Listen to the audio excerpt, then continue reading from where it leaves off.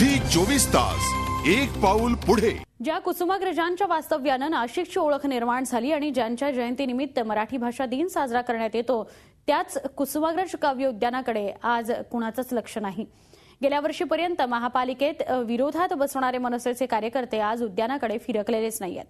विशेष म्हणजे स्मारक उभारण्यापेक्षा त्या मान्यवरांचा ठेवा जपा असं मनसे अध्यक्ष वेळोवेळी सांगतात, पण त्यांचीच सत्ता असलेल्या नाशकात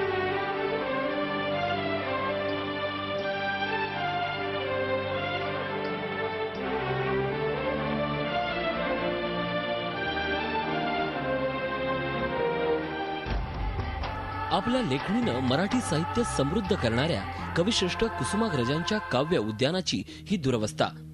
ज्या उद्यानाची प्रेरणा घेत मराठी भाषा समृद्ध करण्यासाठी प्रयत्न होणं अपेक्षित होतं, ज्या कवितांनी क्रांतीचा जय जयकार केला, त्याच कवितांची अवस्था या उद्यानात केविलवाणी झालीय।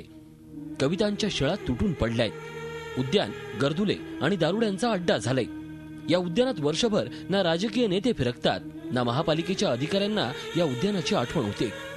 गेल्या वर्षीपर्यंत नाशिक महापालिकेत शिवसेनेची सत्ता असताना मनसेचे पदाधिकारी आणि कार्यकर्ते तात्यासाहेबांच्या जयंतीचं औचित्य साधून 27 तारखेला उद्यानाची साफसफाई करायचे। मात्र यंदा स्वतः सत्तेत असल्यानं मनसेला उद्यानाचा विसर पडल्याचं दिसतंय। तर सत्ता मनसेची आली तर मनसेच्या सत्तेतल्या लोकांनी त्यामध्ये खऱ्या अर्थाने सहभाग घेणं गरजेचं होतं आणि त्यांचीच नगरसेवक आहेत तिथं, त्यांनी लक्ष घालणं, जातीने लक्ष घालून काम करून घेणं हे महत्त्वाचं आहे। नाशिक शहरामध्ये ठिकठिकाणी त्यांनी होल्डिंग लावले मराठी दिनाचे वगैरे, आणि कुसुमाग्रजांचं जे कविश्रेष्ठ कुसुमाग्रज यांचं जे उद्यान आहे त्या उद्यानाच्या ठिकाणी यावर्षी कुणीही तिथे साफसफाई करायला, स्वच्छता करायला आलेली नाही। त्या उद्यानामध्ये दारू पिणाऱ्यांच्या बाटल्या सापडतात आणि वेगवेगळ्या प्रकारचा तो अड्डा झालेला आहे। त्या कुसुमाग्रजांच्या प्रतिष्ठानाची प्रतिष्ठा कायम राहावी, स्वच्छता राहावी, या संदर्भात मनसे किंवा शिवसेनेने यावर्षी मुळीच दखल घेतलेली नाही। उद्यानाची ही दुरावस्था 2009 सालच्या पुरामुळे झाल्याचा दावा मनसे करतंय।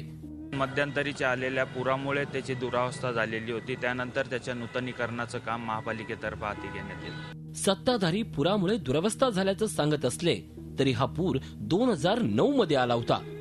आता त्या घटनेला 4 वर्ष उलटली आहेत। गेल्या वर्षीपर्यंत मराठीचे कैवारी आपणच असल्याचं दाखवण्यासाठी मनसे साफसफाई करण्यासाठी जायची, मात्र आता मनसेला या उद्यानाची आठवण का झाली नाही? तात्यासाहेबांच्या लौकिकाला जागून उद्यानाचा वनवास आता तरी थांबवावा अशी मागणी नाशिककर करतायत। झी 24 ताससाठी मुकुल कुलकर्णी, नाशिक। झी 24 तास एक पाऊल पुढे।